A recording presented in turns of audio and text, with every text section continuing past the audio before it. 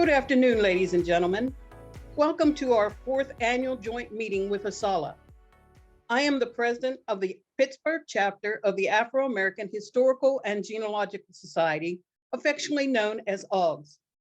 We have been in existence since 1991 and have presented a variety of programs over the years that have helped our members to better understand how to conduct their family research. Our partnership with ASALH has further enhanced our meetings and given us an opportunity to share information and ideas. We meet the last Saturday of the month via Zoom at 1:00 p.m. and encourage you to join us in our meetings and become a member of AAHGS. If you have any questions or comments during the program, we encourage you to use the chat and Q&A features. We will address your questions later in the program. At this time, I would like to introduce Ronald Brooks Saunders, President of the Dr. Edna B. McKenzie chapter of ASALH. Thank you, Marlene. We fully appreciate all that you have done for our branch over the years and for your consistent, steadfast leadership of the Pittsburgh chapter of AAHGS. Your contribution to our branch has been outstanding, and I say thank you again. The ongoing collaboration between the Pittsburgh chapter of AAHGS and the McKenzie branch has been outstanding.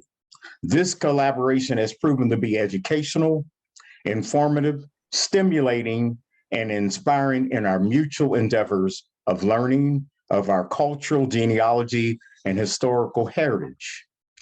It is a distinct honor and privilege to welcome our esteemed ASALH Executive Council member, Dr. Jarvis Gibbons, ASALH branch presidents, AAHGS members, McKenzie branch members, families and friends of ASALH and AAHGS. I want to recognize our institutional partners, the University of Pittsburgh Department of Africana Studies, Frostburg State and Frostburg, Maryland, and Carnegie Mellon University. Thank you for your ongoing support of our programs and your donations. Our branch in National ASALH has had a banner year of informative, outstanding programs of substance and content in keeping with the spirit of our founder, Dr. Carter G. Woodson, and our mission statement. We had exceptional programs every month of the year except for July, starting with last December's program, joint program of AAHGS, and the friendly competition on Dr. Carter G. Woodson's life between AAHGS and the McKenzie branch, which we will repeat today. Dr. Evelyn Higginbotham was our guest speaker last year. Recordings of those programs are available. Our last month's Veterans Day program had a Brigadier General, a Vice Admiral, the Navy's second Black Admiral, and author of the Golden 13, and 2 naval captains and attendees from around the nation. Diverse demographics locally and nationally have been in attendance at our branch programs, in which we have educated the public and inspired others to join our branch. Our Dr. Nicole Hannah-Jones initiative was one of the first of its kind in ASALH, where we advocated for Dr. Jones and her fight for tenure at the University of North Carolina, Chapel Hill. Dr. Letitia Clipper wrote a statement on why ASALH should support Sister Jones in her battle for tenure at UNC Chapel Hill. We now have an exceptional branch website, which has educated the public on a multitude of subjects with well-written articles such as the article on the National Spelling Bee winner, our own Charles S. Wiggins, Juneteenth, the diversity struggles at Penn State University. We also now have a McKenzie branch YouTube channel, thanks to our Vice President of Media Relations, Anita Russell.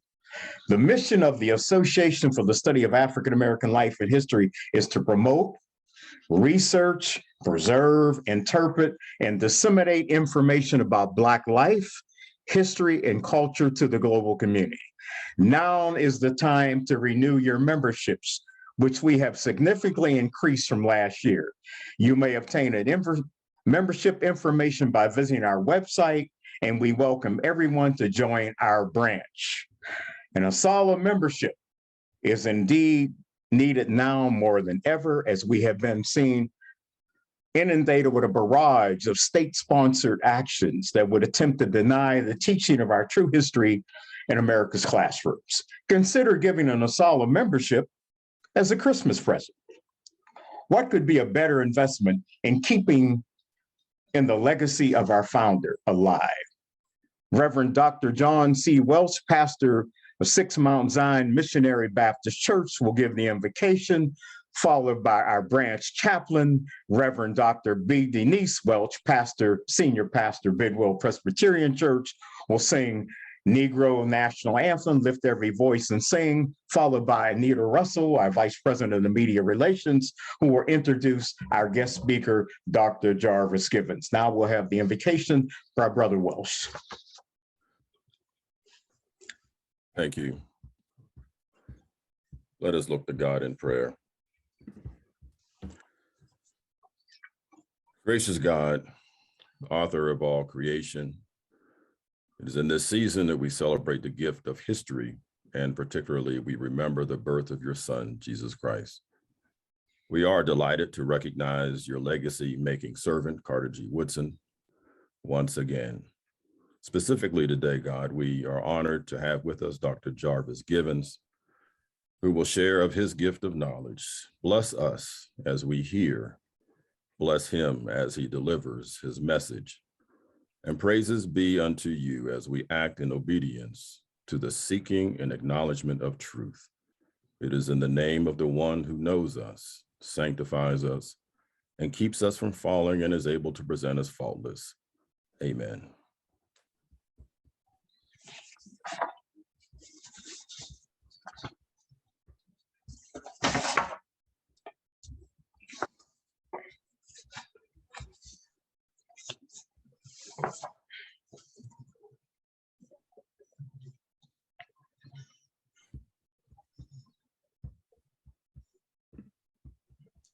I'm sorry, Dr. Welch, you're on mute. Lift every voice and sing till earth and heaven ring. Ring with the harmonies of liberty.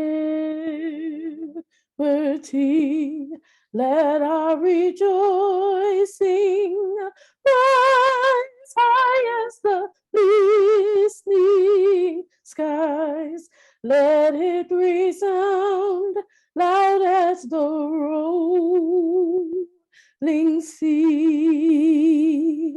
Sing a song full of the faith that the dark past has taught us.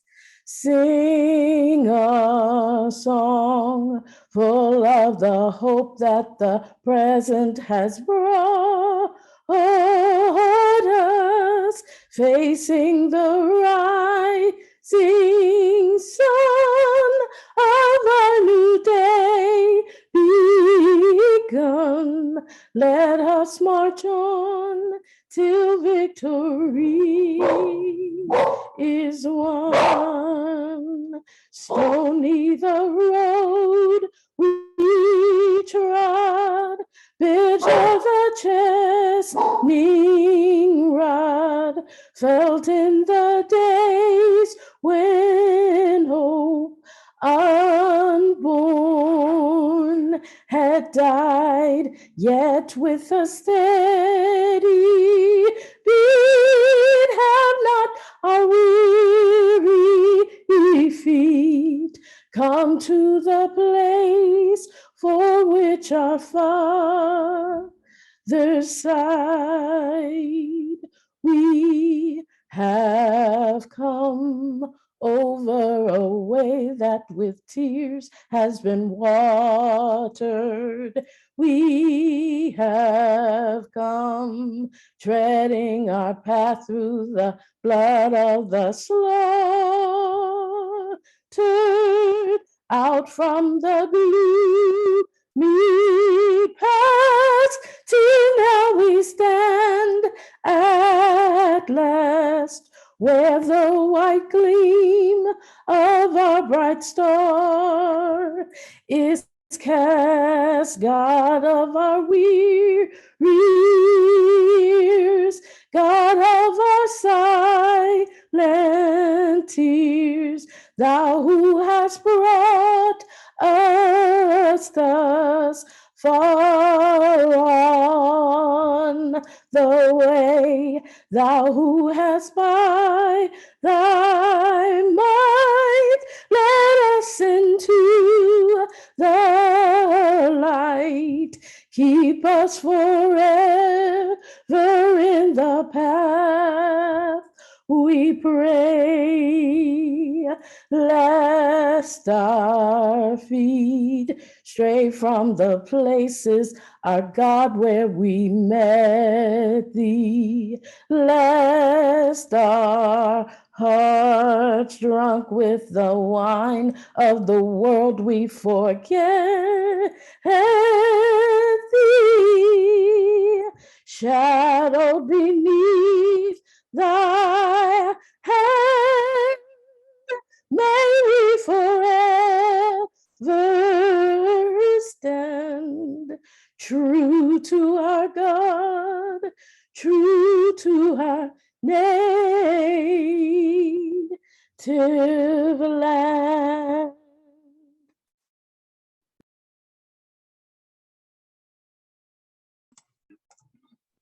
Excellent, excellent. I think that's the first time that I've ever heard that song completely sung, and that was absolutely beautiful.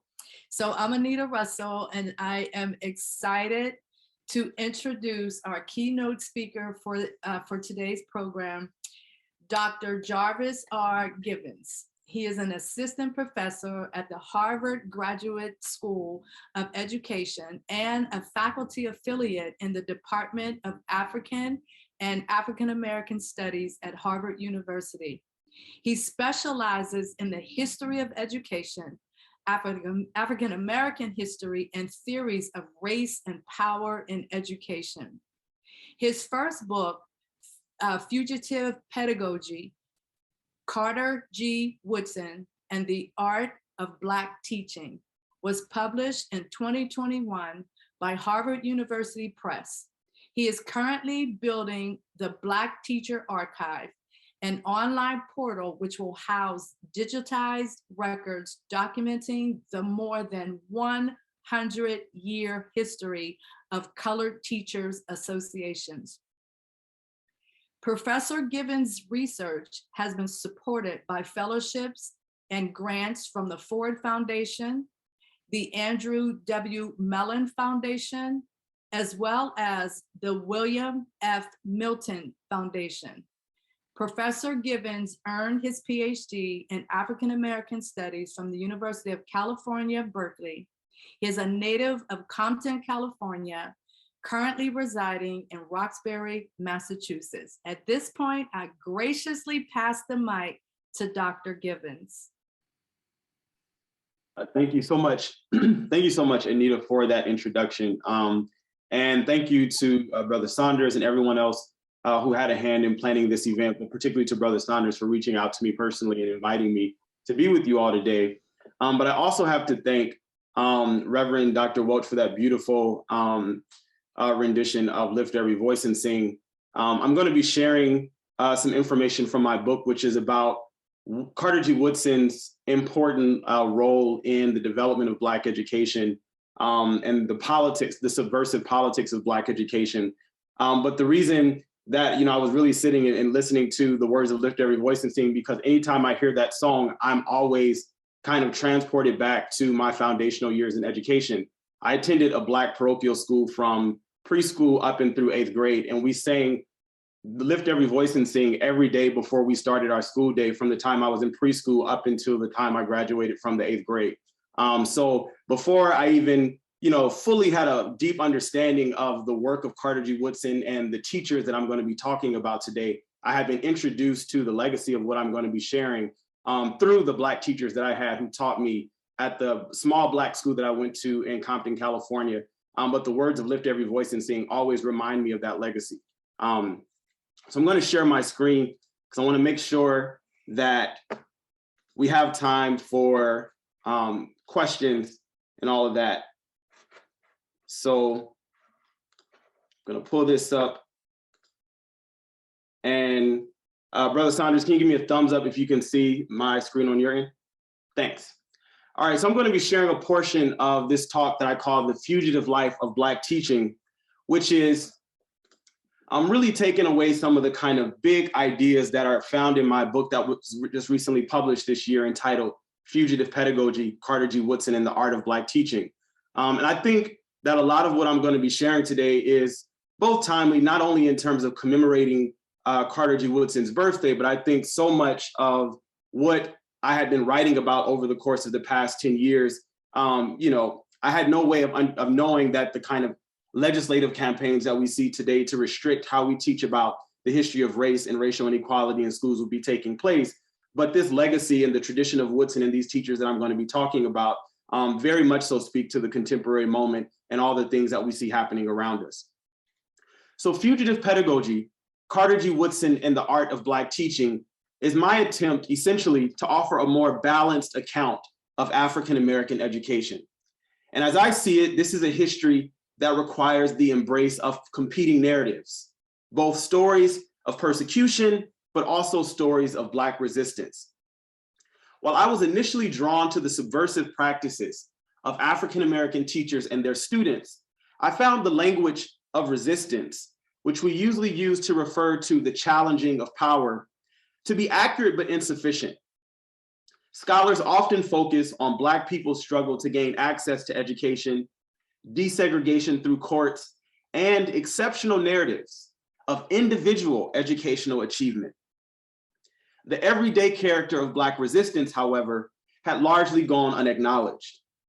So attending to this aspect of Black educational life in the 19th century up and through the Jim Crow era has required new and dynamic language. Fugitivity names more precisely the form that resistance takes in these contexts.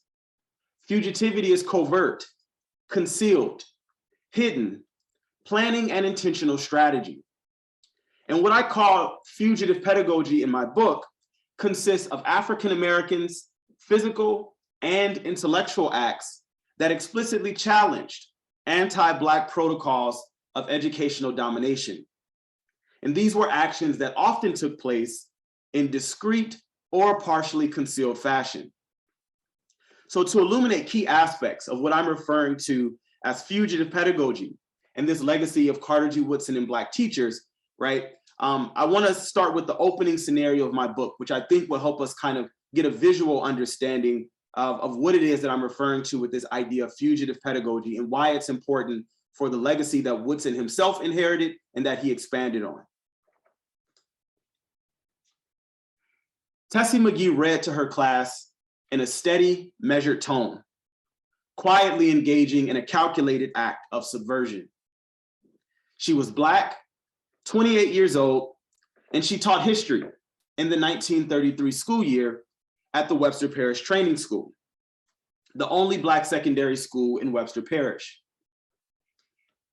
The state's all-white Department of Education gave clear instructions. Teachers were to keep the pre-approved outline openly displayed on their desks, which they were to follow closely to acquaint their students with the targeted learning objectives. Black educators and families in Webster Parish had little formal control over curriculum. Yet on many occasions, Ms. McGee made what she deemed to be necessary revisions to the mandatory curriculum. Based on her own judgment, and perhaps at the recommendation of fellow Black teachers, she often read passages from Carter G. Woodson's book on the Negro, which rested comfortably in her lap. She kept this textbook out of sight, understanding that if she were to be caught, she would be vulnerable to the disciplinary practices of Jim Crow authorities. One of McGee's students recounted, quote, "She read to us from that book, and when the principal would come in, she would simply lift her eyes to the outline that resided on the desk, and then she began teaching us from the outline. When the principal disappeared, her eyes went back to the book in her lap," end quote. So for the remainder of my time, I want to look closely at two particular aspects of this scenario that I just shared: the teacher and the textbook. I'll offer a closer reading of Ms. McGee's effort to escape the official curriculum by way of the hidden transcript literally resting in her lap. And then I'll also look closely at Woodson's textbook, The Negro in Our History, which rendered a competing narrative of Black life that defied racist school policies and curricula. So now the teacher.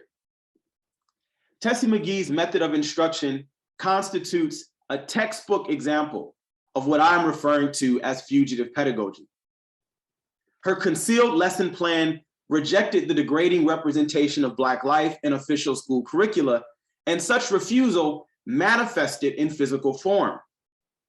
McGee's public display of the official outline was in fact a masked performance of complicity, an embodied text that accompanied the subversive and spoken content of her lesson. McGee's physical act of switching text also communicated important messages to her students, demonstrating how defiance could at times be disguised by public performances of deference to the coercive regime of school authorities. Teachers like Ms. McGee gained access to alternative scripts of knowledge through what the sociologist Alden Morris has called insurgent intellectual networks. These were organizations like Carter G. Woodson's Association for the Study of Negro Life and History, which he founded in 1915 as a school teacher, but also organizations like colored teacher associations. Such associations comprised a veiled yet networked Black educational world, one where Black Americans said one thing, but often did another. Because given the rampant anti-Black violence that existed, African Americans' true political intentions undergirding their educational strivings were rarely on full display. And they responded, often in quiet, calculated acts of resistance against an oppressive school setting that reflected a world order built on Black subjection. And fugitive pedagogy was a collective endeavor, even when it manifested as these individual acts of practice, like the case of Ms. McGee. For example, the principal entering her classroom was a Black man named J.L. Jones. And historical records suggest that Principal Jones supported the inclusion of Black history and culture in Webster Parish. He was a leading member in the Louisiana Colored Teachers Association, which had explicitly endorsed Carter G. Woodson and his work. And we know from Woodson's personal records and the records of Black teacher associations in Louisiana and elsewhere that Woodson appeared regularly on the programs at the annual meetings of Black teacher associations at both the state and national levels. And what you see on the screen is Carter G. Woodson's life membership card in the National Black Educators Association. And then to the right is just one of many newspaper clippings where we see Woodson addressing Black teachers at their annual meetings at both the state and national level. This is an example from Tennessee, but there are plenty of other examples across various different states. Given this context, it is not implausible then to consider that Principal Jones and Ms. McGee may have very likely conspired together. The principal testing the teacher to ensure that she could protect herself and the school if a white official entered the room. Because wearing the mask, as the poet Paul Laurence Dunbar called it, had long been part and parcel of Black teachers' professional disposition. In Black segregated schools, the intrusion of white surveillance had a hand in shaping school ecology. It was not atypical for white people to drop by unannounced during the school day, either to show off their Negro school, as they often put it, or for some routine inspection. Such visits were primarily meant to demonstrate power, which was essential to reproducing domination. So this is effectively to say that the person walking into Ms. McGee's classroom could just as easily have been a white school official. Black educators walked a tightrope when challenging such oppressive schooling contexts, because if they were to fall or be caught, there was no safety net to catch them.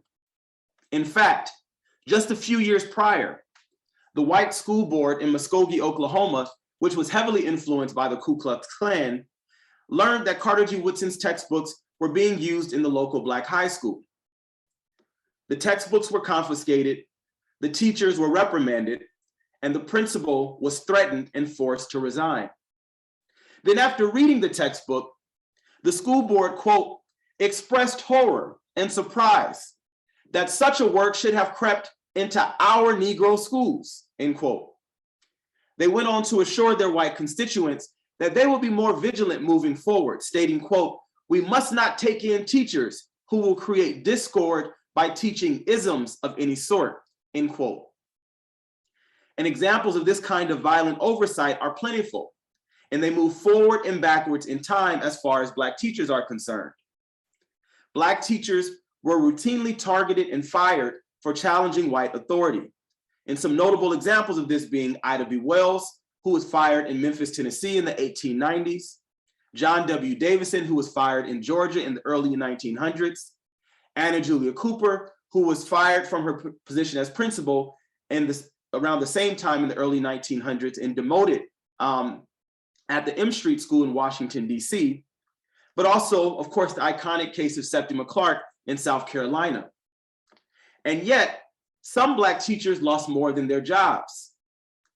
Harry and Harriet Moore were fired in 1946 and later killed when their home was bombed in Mims, Florida. Black teachers carried an awareness of such stories, which prompted them at times to conceal their pedagogical objectives in the presence of intrusive white power. Because subjection to surveillance and violence motivated by no causal logic whatsoever was a fact of Blackness. And African-American educators developed strategies to contest this reality, which ranged from things they did from building institutions down to things that they did at the interpersonal and psychic levels.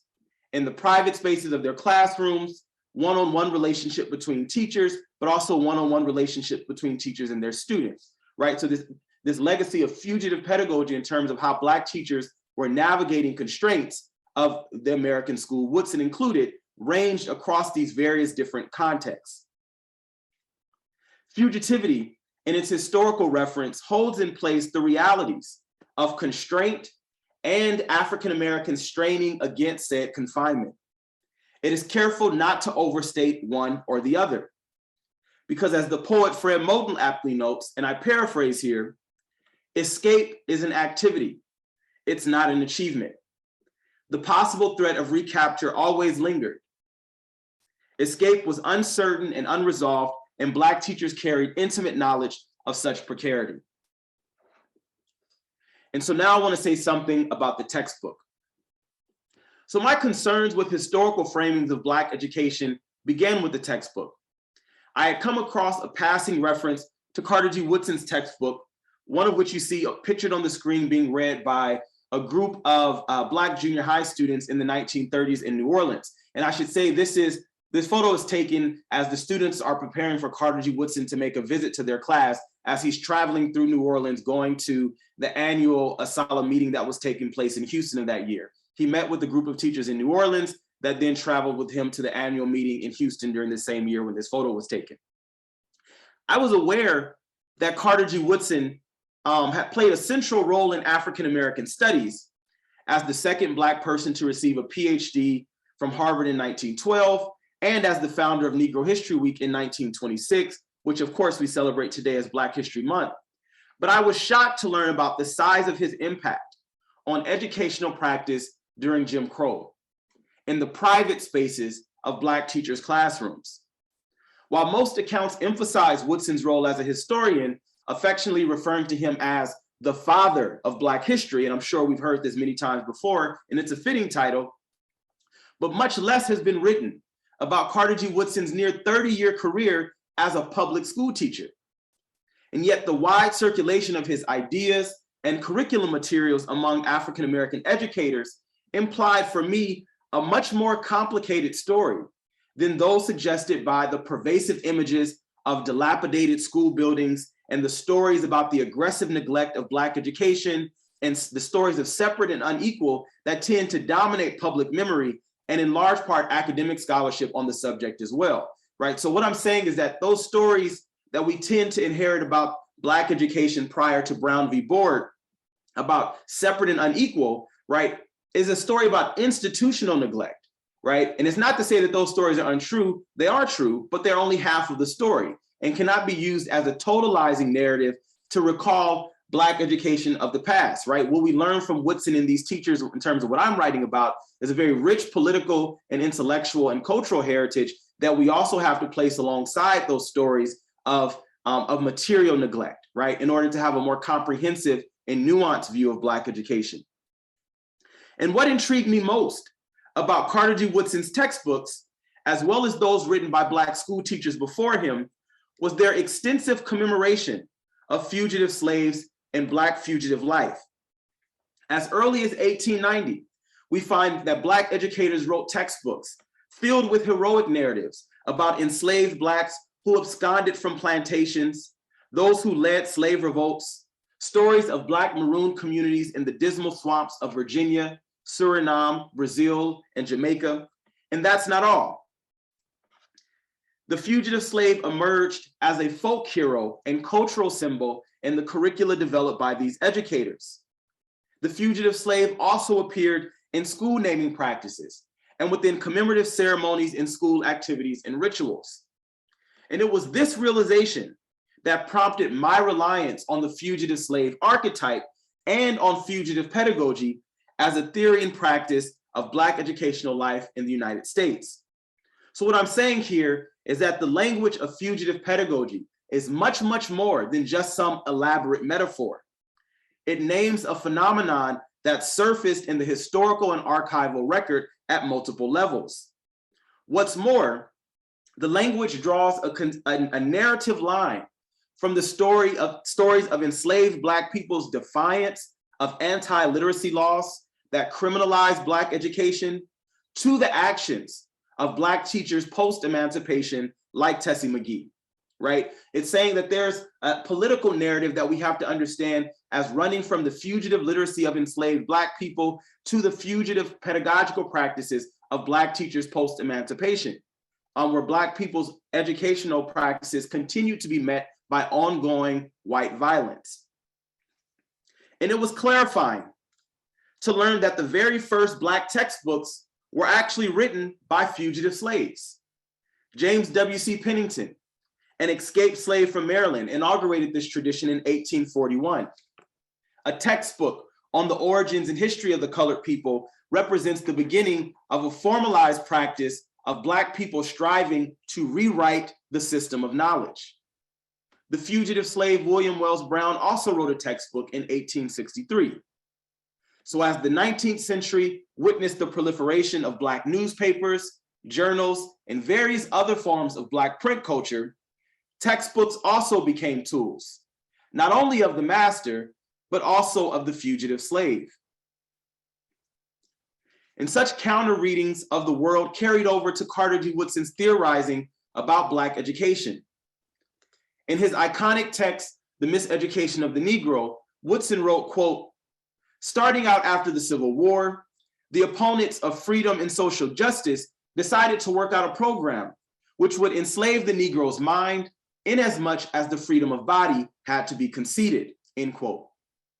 So here we see Woodson suggesting that the political conflicts at the core of African Americans' educational life was fundamentally linked to the legacies and social technologies of enslavement.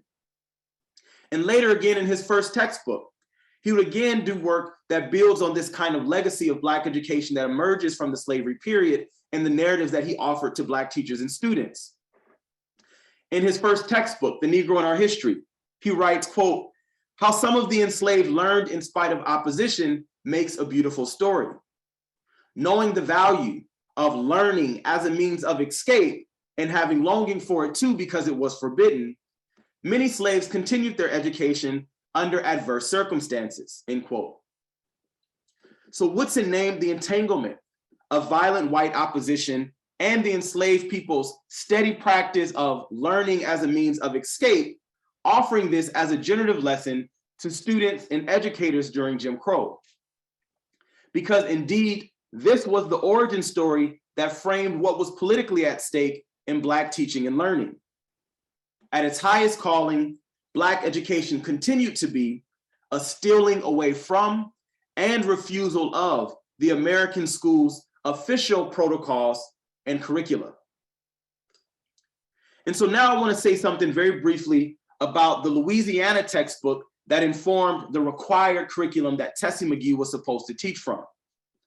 According to records from the Louisiana's Department of Education, there were 2 textbooks that were formally adopted for secondary instruction. Modern Times in the Living Past by a historian named Henry Elson, and a book called An American History by Nathaniel Wright Stevenson. I'm not going to go very much into detail about these texts, but suffice it to say that both render distorted images of Black life and culture, but I'll offer one brief example from the 10th grade textbook to illuminate what I mean here. In the first chapter of Modern Times, Elson wrote the following, quote, "Not only are almost all the civilized nations of today of the white race, but throughout all the historic ages, this race has taken the lead and has been foremost in the world's progress."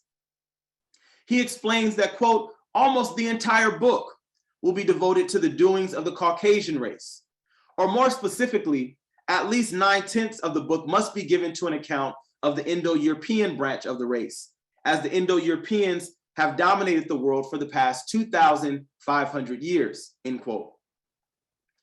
So based on Louisiana's adopted curriculum, Tessie McGee and her students were narratively condemned to borrow from the Black studies scholar, Sylvia Wynter. It deemed them to be of no human concern. So while we are unaware of the exact passage Ms. McGee may have been reading from Woodson's textbook, we at least know what she was negating.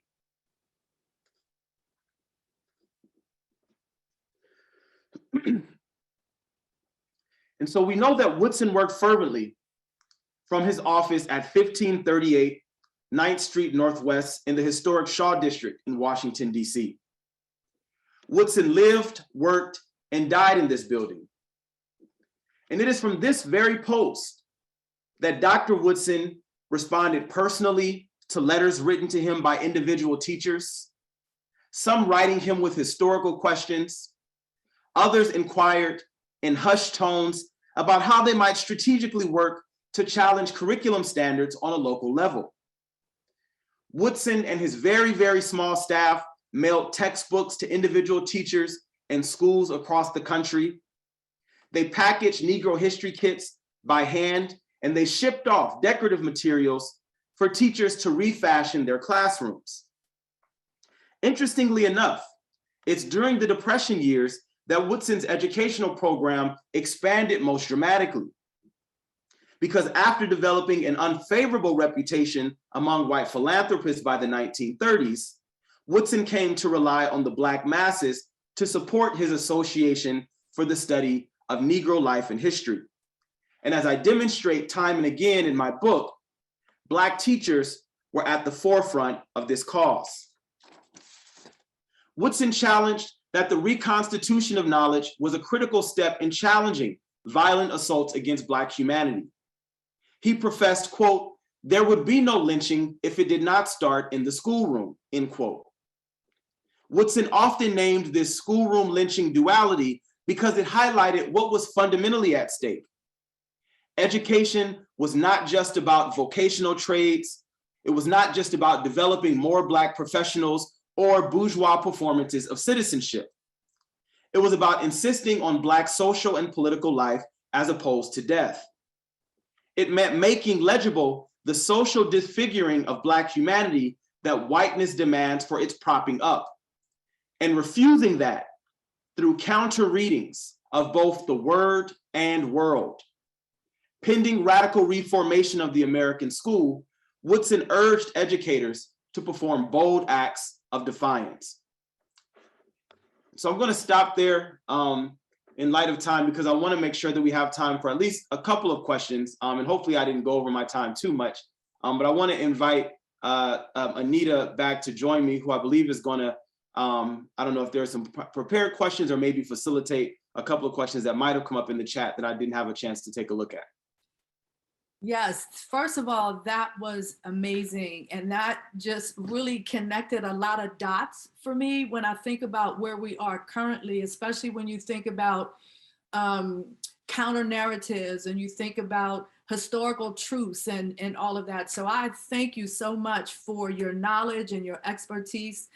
So I'm checking in the chat, but I actually had a question myself.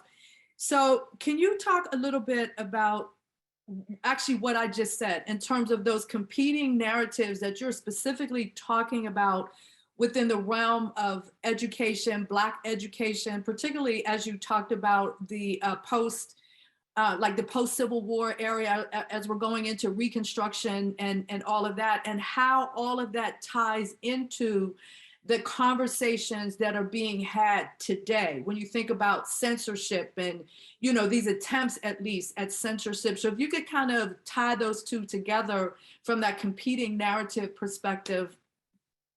Yeah, absolutely.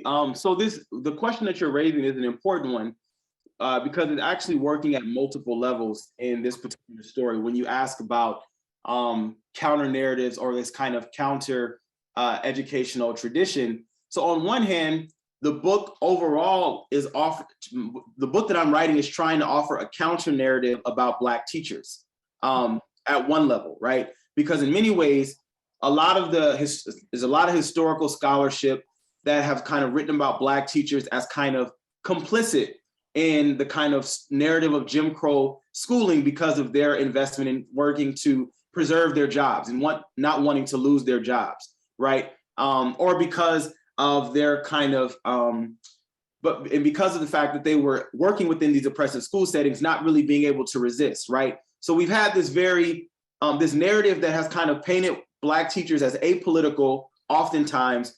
and in some ways, you know, complicit.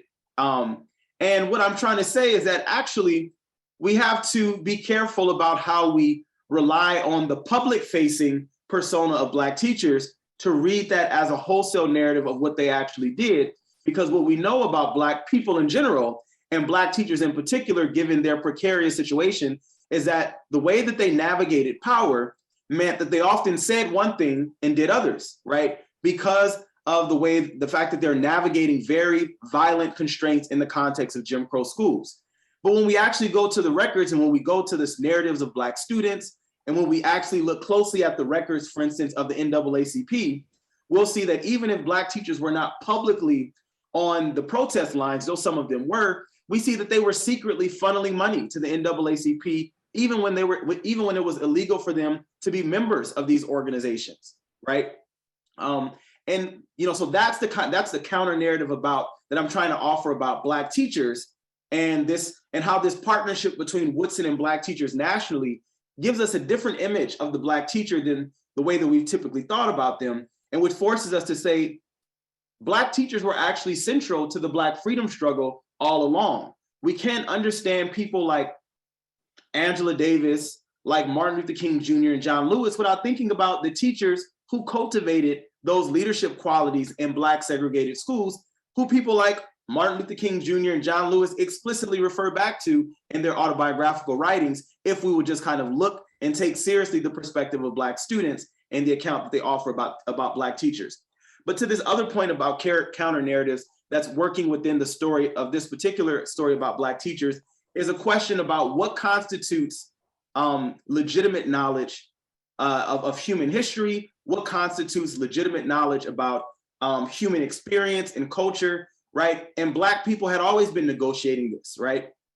Immediately after during the Civil War, we have someone like Charlotte Fortin, who's originally from, you know, an abolitionist family in Philadelphia. We know that she goes to school to a mixed race school in the context of Salem, Massachusetts, where she has, she has access to an integrated education, though she's alienated as a young Black girl in her experiences there. So there's a lot of complicated things that have to be unpacked there, similar to St. Clair Drake's experience in Pittsburgh's integrated schools in the early 20th century.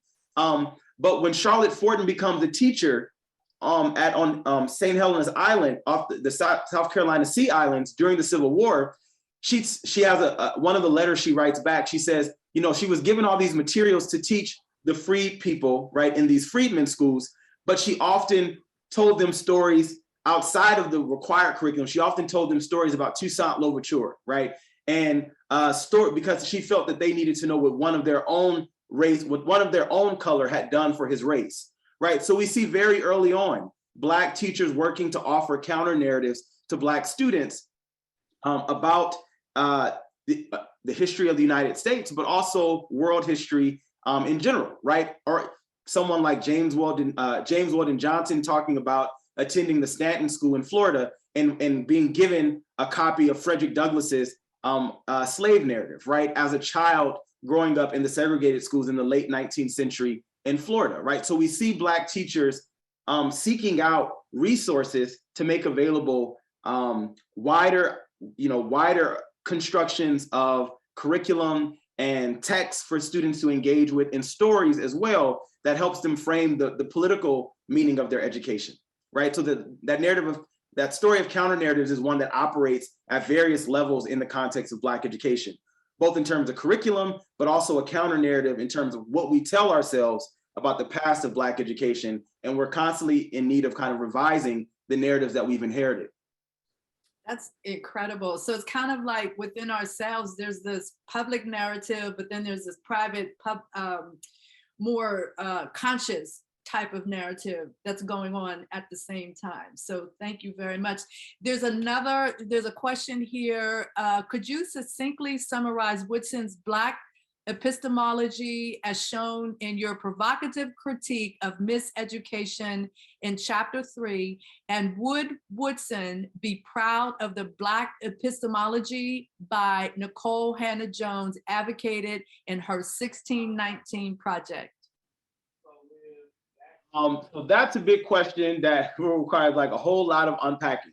I'll take the first part. So with the miseducation of the Negro, one of the things that I attempted to do with that text in the 3rd chapter of my book is both to offer a close reading of some of the key themes that comes up in the miseducation of the Negro, but also to place it in the historical context of its time, right? So for instance, one of the things that I would say is we can't fully understand what Woodson is offering in the miseducation of the Negro, or at least we can understand some of it, but we have a deeper appreciation when we realize the battles that Woodson was having with white philanthropists in the years leading up to the publication of the miseducation of the Negro, right? So him and by the 1930s, he has a major falling out with all of the major white philanthropic foundations, whether it be the Rockefellers, the Carnegie Foundation, the Phelps-Stokes Fund, and especially there's a leader among white philanthropists named Thomas Jesse Jones, who Woodson referred to as the evil genius of the Negro race, because he had the ears of all of the white philanthropists who were deciding what to fund and what not to fund in Black education during this time period. Him and Woodson have a major falling out in the 1920s, and it would essentially spiral downhill from there. But then in 1932, the Phelps-Stokes Fund, they invite a group of scholars to come and to produce an encyclopedia on the Negro. But all of the scholars that they invite, they say, but under one set of conditions, W.B. Du Bois and Carter G. Woodson cannot be a part of this. And all the Black scholars that came together, they said, well, how can we, these are, the first 2 Black Ph.D.s in history, why would we exclude them? We can't do this without Woodson and Du Bois. And so then they extend the invitation to them. Du Bois accepts, Woodson says, absolutely not. I want no parts of this, because the initial stipulations tells you so much about the intentions of these particular funders and their efforts to control this intellectual project, right? And to undermine the work that we have been building with the association. So what I'm saying there is that Woodson had an intimate relationship with white paternalism, and he had been working to kind of navigate that up and through the time that he was building the association for the first 15 years. And all of that is informing his critiques that are coming out in the miseducation of the Negro, similar to the reason that he left Howard University after only teaching there for 1 year. He leaves because the white president of Howard University, Stanley Durkee, is very controlling, censoring the work of the Black professors that are there. Woodson says that he's, intellectually and administratively incompetent. And you have all these successful world-renowned scholars that are Black scholars at the university who have to answer to this man because he's a white leader and it's seen as more respectable in the eyes of potential white funders and supporters of Howard University. And so that's the reason that he leaves. And so all of these are things that informs Woodson's ideas and narratives and miseducation of the Negro. So what I offer is that we need to understand the miseducation of the Negro as a decolonial text, right? In many ways, there are ways in which the critique that Woodson is offering is very similar to the kinds of critiques that other Black scholars in the African diaspora are raising about the role of white missionaries and colonial authorities in controlling education imposed on Black natives and African natives in sub-Saharan Africa. And Woodson explicitly makes these connections even in the miseducation of the Negro. And he had been very publicly critical of these same white philanthropists who were facilitating colonial education in sub-Saharan Africa, they're funding those initiatives, and it's those same funders that are also facilitating and manipulating the development of Black education in the US South, right? And Woodson is very aware of these international connections, and these are the things that are informing his critiques about Black education at a structural level in the US, and trying to make it transparent to Black teachers, to be politically clear about these various different competing forces that are facilitating a lot of the dysfunction that's happening on the ground in Black education, right? So that's one of the things that I find that I talk extensively about in the chapter about the miseducation of the Negro. In terms of, the 1619 project, I think that's a project that's spearheaded by Nicole Hannah-Jones, but I think that there's a lot of scholars that contributed to the 1619 project. And I would say certainly that's work that is a part of this kind of, tradition of the kind of corrective and descriptive work that Woodson was setting out to do. And I would say, so certainly there are elements of that project that's absolutely in the tradition of, folks like Woodson, because a lot of the work in Black history would not be possible, whether it be the 1619 project, whether it be some of the anti-racist teaching that folks are interested in doing today. That work is considered a legitimate field of study because of people like Woodson and these Black teachers that I'm talking about that created the intellectual space, the counter-public intellectual spaces to set the foundations for that kind of work to be done in the late 1960s, when we get Black studies and African-American studies departments, and then other projects, whether it be the 1619 project and others that have come in the more recent past. I would say that all of that work is kind of indebted to a lot of the field building work that Woodson did in the early 20th century, and especially these Black teachers that I'm writing about, who were the kind of keepers of this tradition when it wasn't legitimized in mainstream universities and the academy, or even HBCUs to a certain extent. Right, excellent. Your insight is just amazing. In the interest of time, I do have one last question, and this is actually coming from Alana Carter. Have you encountered James Barry Meacham in your research and his Floating Freedom School? This is in Missouri, I believe. Yes. Okay, Alana, thank you. So it doesn't come up in my book, but I am familiar with the narrative. But that story is also part of this kind of tradition of Black teachers navigating the constraints of of Black education being criminalized and being confined in particular ways, and how Black folks are seeking out alternative ways to create more meaningful liberatory models of education. So that narrative in creating the school on the water, right, to kind of escape some of the policies that restricted Black education on land, right, is again a part of this tradition of fugitive pedagogy, right, that I've been speaking of. But I don't write about that in the book. But there are lots of examples like the one that you just named there, Alana, of the way that Black educators and Black communities sought out meaningful education despite the constraints imposed on their education and what was kind of technically possible within the bounds of the law or within the bounds of educational policy of the time.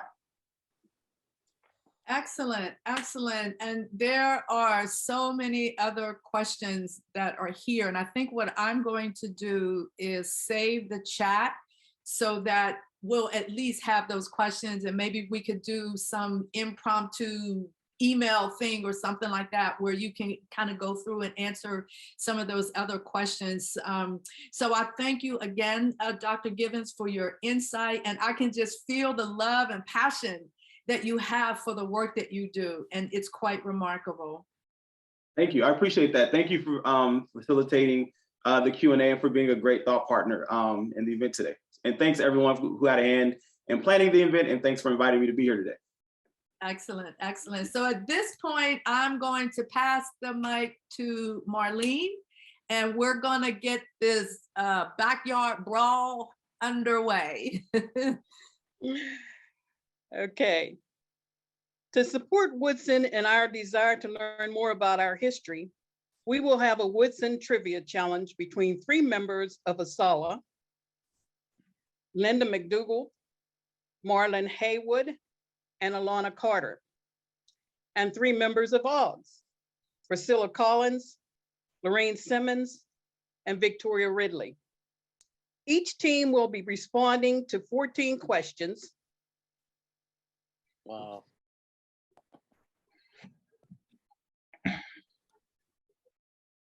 Excuse me, I'm trying to get my PowerPoint up here. There we go.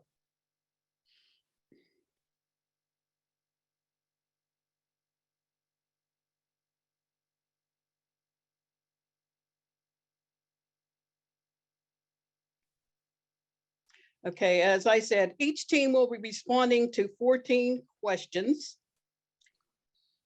After alternating between teams, the panelists will be given a question. If their team answers it correctly, they will be rewarded a point. If they answer it incorrectly, the other team will be allowed to respond to the question.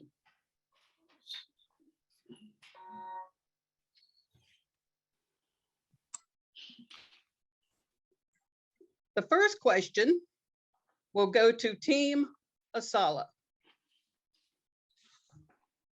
Born in 1875 to illiterate parents who were former slaves, Woodson's schooling was erratic. He helped out on the family farm when he was a young boy, and as a teen worked in the coal mines of West Virginia to help support his father's meager income. At what age did Woodson enter high school? He was 20. Who answered that? Linda McDougall. Okay. Excuse me, do we just we raise our hand or we just say it? Yes. Okay. However, Diana or whomever, I can't see the people, so you'll have to ask them to identify themselves before they give their answer. Thank you. Okay, the correct answer was 20. Next question. My slides aren't moving.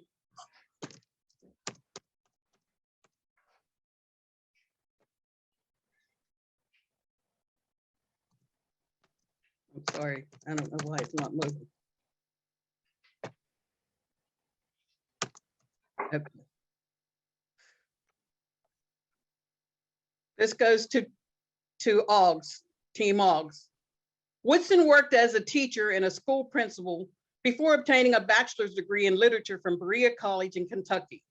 After graduating from college, he became a school supervisor in the Philippines and later traveled throughout Europe and Asia.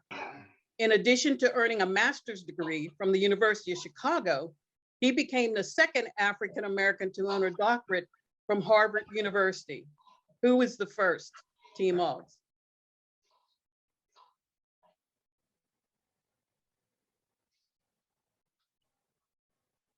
Can I answer? Yes, Team AAHGS, do we have an answer? Yes, W.E.B. Du Bois. You are correct. And the speaker mentioned him in his presentation. Right, the next question goes to Team ASALH. While he was a dean at Howard, Woodson published his 3rd major monograph, which is considered a classic in its field of study by many of the leading historians of the African-American religious experience. What is the name of the book? It's a law on the history of the Black church. You are correct. Next question goes to Team AAHGS. The idea for organization devoted to Black history came to Woodson as he was talking about the release of a new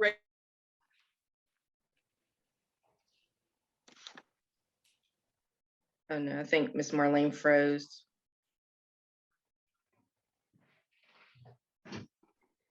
Yeah, okay, let's see.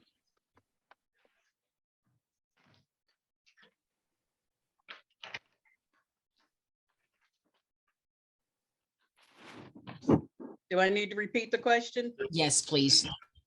The idea for organization devoted to Black history came to Woodson as he was talking about the release of a new racist film. What was the name of that film? Team Oggs. I'll guess. Go ahead. Birth of a Nation. You are correct. Birth of a Nation. This goes to Team ASALH. Woodson began Negro History Week in 1926, choosing a week in February because that month held birthdays for Abraham Lincoln, Frederick Douglass, and what other well-known African American? Team ASALH. Booker T. Washington. You are correct. Booker T. Washington. That was Alana. This next question goes to Oggs. Dr. Woodson was highly educated with a Ph.D. from Harvard University, but not all African Americans at the time could digest Dr. Woodson's high-level writing. Whose idea was it to have Dr. Woodson publish the Negro History Bulletin to the masses? Team Oggs.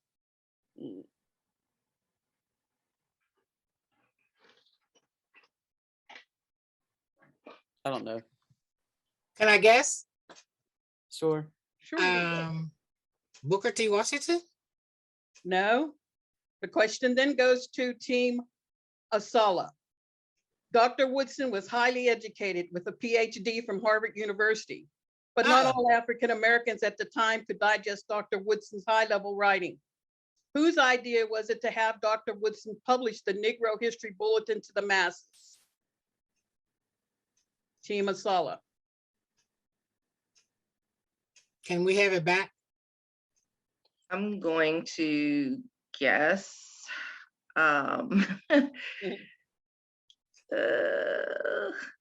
Wait, they said that. No, I got nothing. Sorry. I'll guess. I have something. I'll get. Go ahead. You probably. I'm just going to guess. Go ahead. You go ahead, Marlon. You're on your team. I was just going to say W.E.B. Du Bois. That's what I was going to say. Yeah. The correct answer was Mary Wild Bethune. Oh, okay. Wow. Neither Good one of us for her. got that. All right, Team ASALH.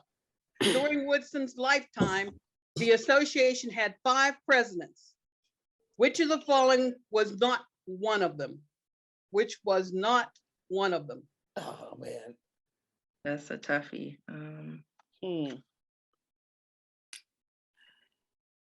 Oh, this is for ASALH. Okay. This is ASALH. Team ASALH. I'll take a guess. Go ahead, Miss Linda. I'll take a guess. I'm not sure. John Hope Franklin? You are correct. Oh. All right. Team Oggs. When Bethune was elected president of the ASNLH, she was one of the most well-known and respected Black public figures. She had a particularly close relationship with the wife of what president? Yeah. This is Team Oggs. I know that. Go ahead, Priscilla. Franklin Roosevelt. You are correct. Franklin Delano Roosevelt. Team ASALH. Educating children was very important to Dr. Woodson. He loved reaching children and worked to do so in the Negro History Bulletin, including interactive sections for puzzles and coloring. What is the name of this youth component?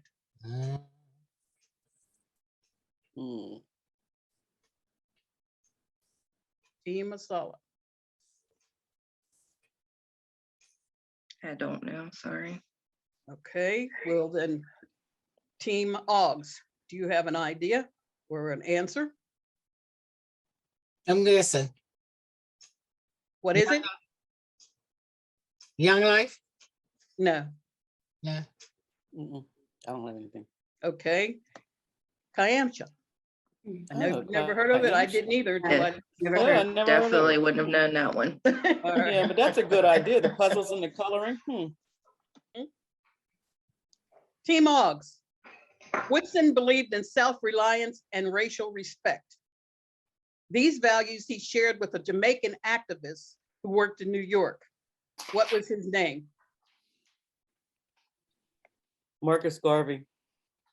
You are correct. Team ASALH.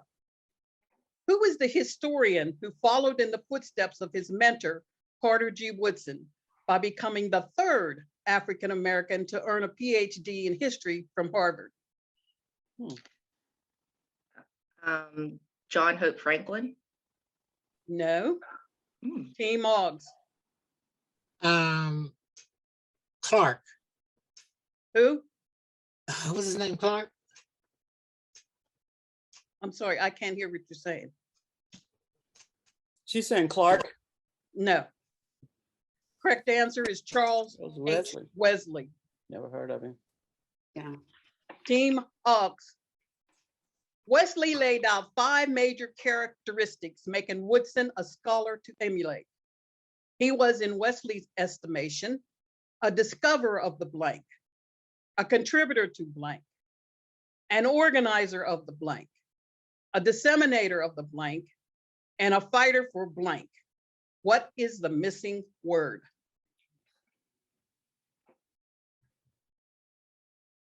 Team Oggs. Guess. History. No. Team ASALH. Do you know? Race. What? Race. No. The word is truth.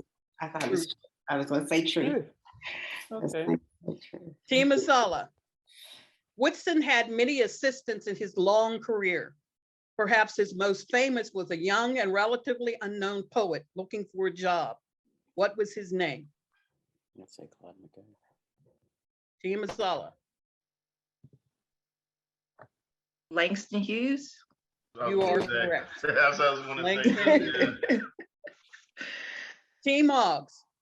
Woodson was very supportive of the native Washingtonian educator, reformer, and major figure in the Black church and secular feminist movement, who spoke out on behalf of Black women at the 1900 National Baptist Convention and founded the National Training School for Women and Girls in 1909.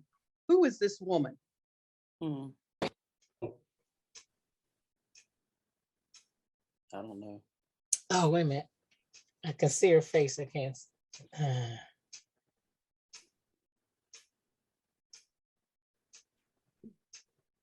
I can't. I can't remember.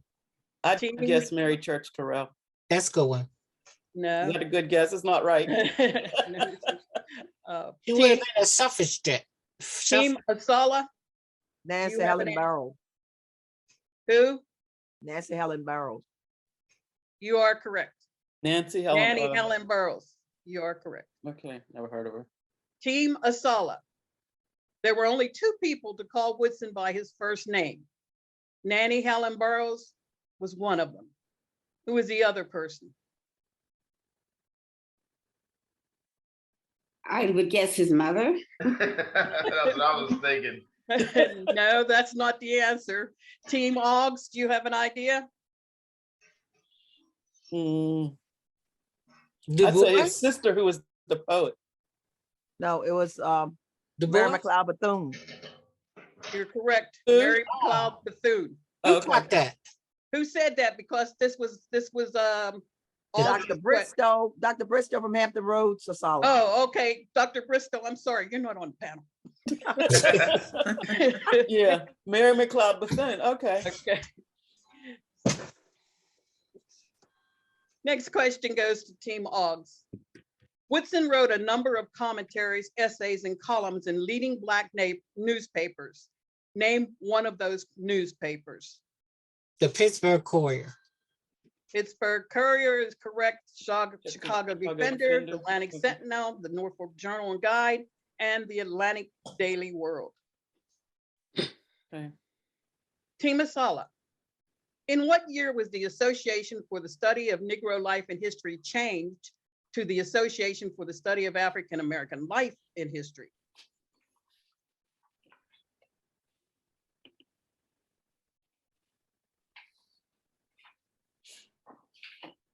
Nobody Team can answer. ASALH. I don't have the exact date. I just need the year.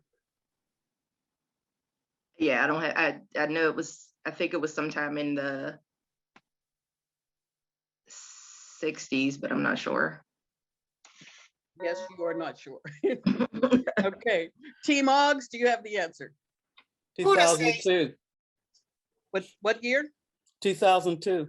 I'm sorry, that is incorrect. Oh, The correct answer is 1972. 72. Team OGS. The first time that an associating meeting was held in a hotel was in 1964. Name the northeastern city in which it was held. Boston. That is incorrect. Team ASALH, do you have an answer? Philadelphia. The correct place was Detroit. Hey, that's not Northeast. That's not Northeast. That's Northeast. I'm with you, Marlon. Yeah, that's Midwest. Okay, Team ASALH. Which U.S. president remembered Woodson by issuing a 20-cent U.S. Postal Service stamp in 1984 to honor him? Reagan. You are correct. 20 cents, wow. Team OGS. Name 3 states which have places named after Carter G. Woodson. 3. 3. Let's see. Florida has 1. Correct. Virginia. Correct. West Virginia has 1. Virginia, Correct. is that what you said? Yeah, I said West Virginia. And West Virginia, you are correct. These And are I all said- the states that have places named after him.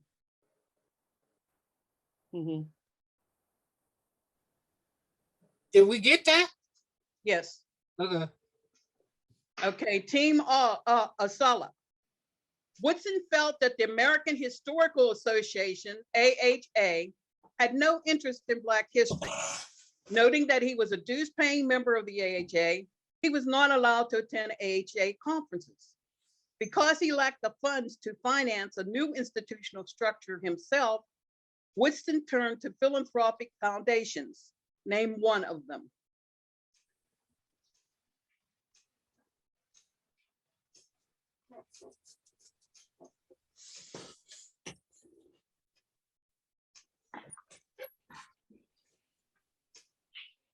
Team ASALH.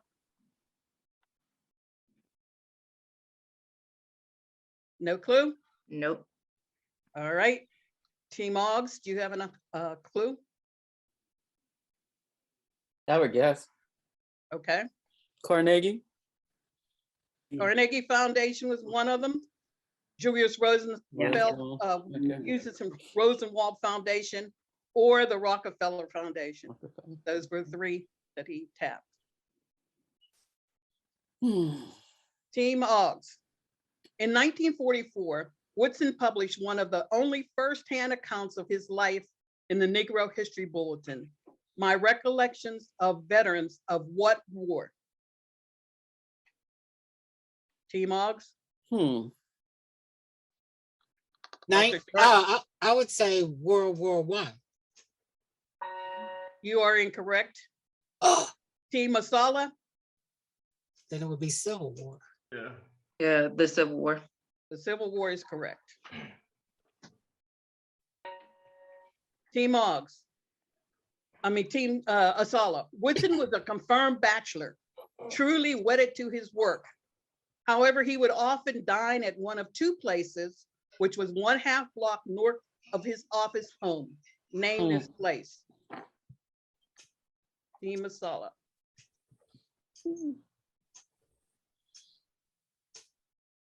Don't know.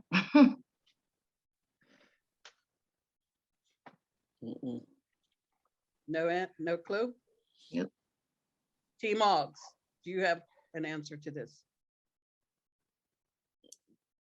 Main Street Diner. No. The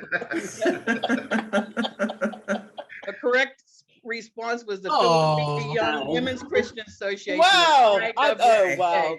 That's interesting. I haven't seen that anywhere. Okay. Phyllis Whitley, Young Women's Christian Association. So he was hanging out with the young ladies.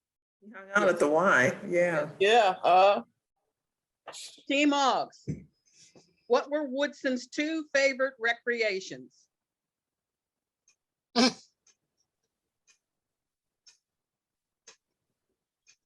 Recreations. Yes. You know, like dancing, Sports. singing. Fishing. I don't know. Oggs? I want to say basketball and tennis. You are incorrect.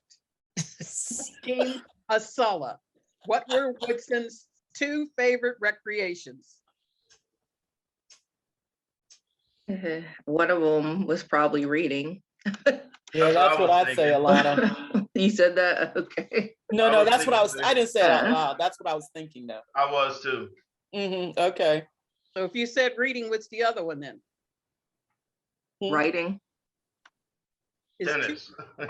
His 2 favorite recreations were walking and talking.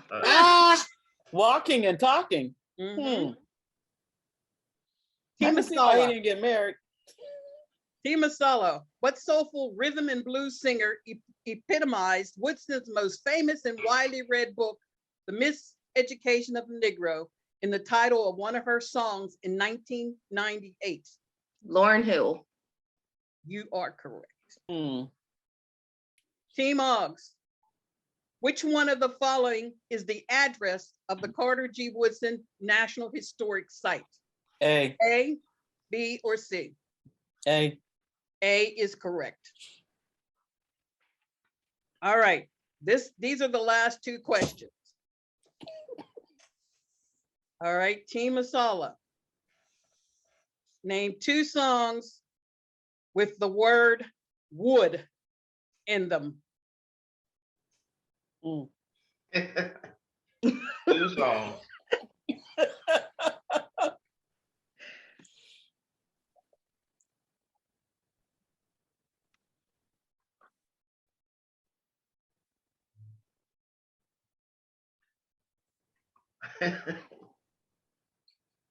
Team ASALH?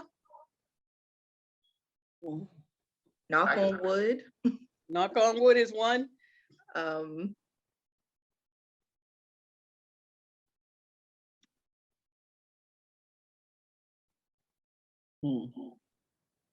can think of some hip hop songs with wood in them, but I'm not gonna. But I'm not going there. I'm trying to think everybody knows. Okay, we'll send this to Team Oggs. Can you name 2 songs with the word wood in them? How about the 16 tons? Name 2 songs with the word wood. W-O-O-D. Oh, you mean in the title? Yeah. Has to be in the title? Yes. Okay. Can it be plural? Yes. Into the woods. And Well, knock on wood, she's already said, right? And into the woods. Okay. Over the river and through the woods. But that's not. Knock the on title. wood. You already said. Tales from the Vienna Woods. Out of the Woods. And House in the Woods. And which one did you say, Lorene? I just said Into the Woods. I think it's a Broadway show. Was it a song? I'm not sure. I just Okay, because it didn't come up anywhere in my research that it was a song. Okay. So nobody gets this question. Nobody answers that question. We can't have half a point for it. No, I'm sorry. All right. Final question goes to Oggs. Now you thought theirs was difficult. Here's yours. Name 2 songs with the word sun, either S-O-N or S-U-N in them. Well, House of the Rising Sun. The House of the Rising Sun. And then Sun Goddess with Ramsey Lewis. Doesn't that work? Yeah, that works. Yes. You could also have Ain't No Sunshine, Son of a Preacher Man, You Are the Sunshine of My Life, Here Comes the Sun, Sunny, and Angel's Son. So we get a point? We get that one? Yes. We got it. It's that one. I thank you so much for your attendance and participation. Best wishes and 2022. And this completes our Woodson Trivia Challenge. That was a challenge. That was hard. Yeah, it was. Can we tally up the points? All right, so on Team ASALH, you scored 9 points. Team AAHGS, you scored 8 points. Oh, damn. Team ASALH wins it. And you all have proven yourself to be excellent historians. Thank you for that. I learned a lot. Thank you.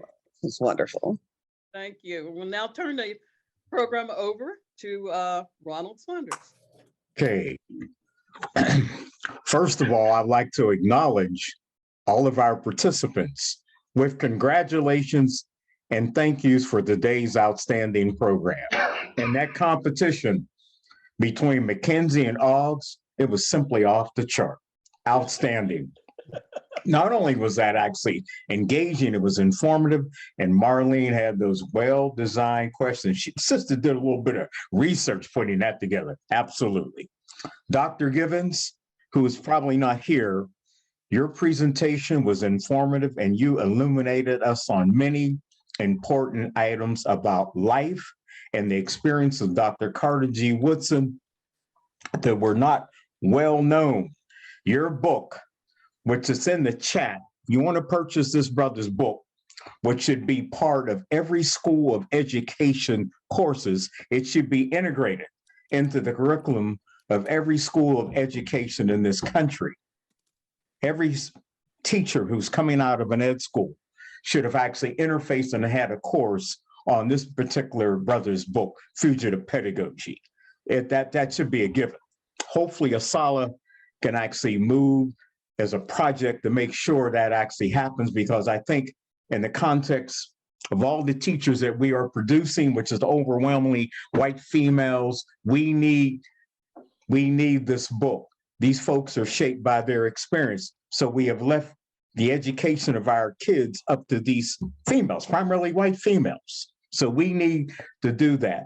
From a historical corrective, we need to be involved in that process. That is a role for ASALH to play on the national level. Seeing that Brother Givens' book is actually, it should be required branch reading in every ASALH branch also.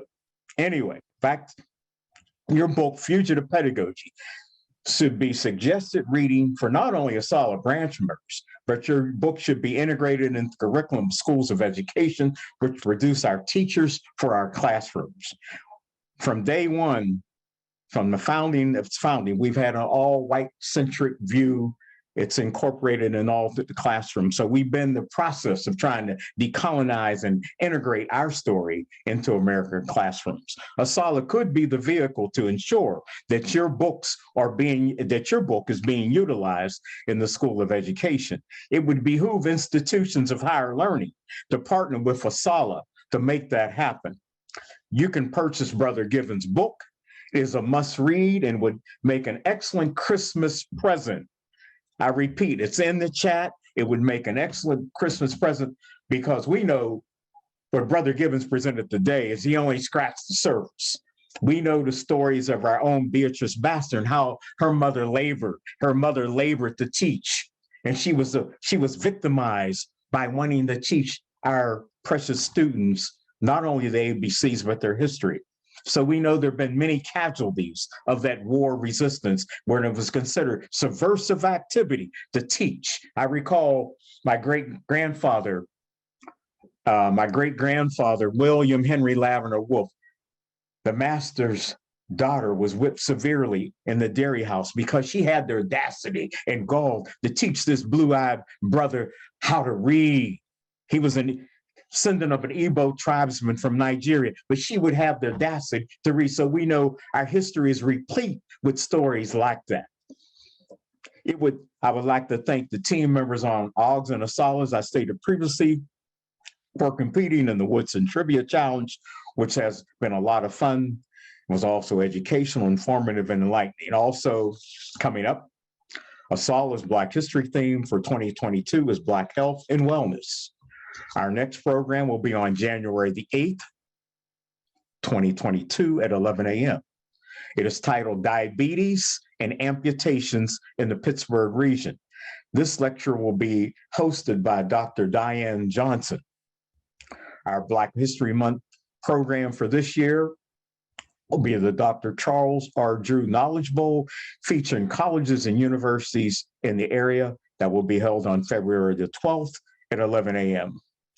Also, I'd like to thank Marlene for taking the time out from her busy schedule to put together this program in a joint collaborative, and also like to thank our team members, Alexis Clipper, our secretary, Alana Carter, our historian, Dr. Madeline Turner Dickerson, who's vice president of memberships, Dr. Reverend Welch, our branch chaplain, VP of Media Relations, Anita Russell, our treasurer, Judy Saunders, Betty Pickett, director of youth outreach, the wonderful Zoom administrators, my daughter, Tammy Saunders, Gwen Howes, and Diana Howes.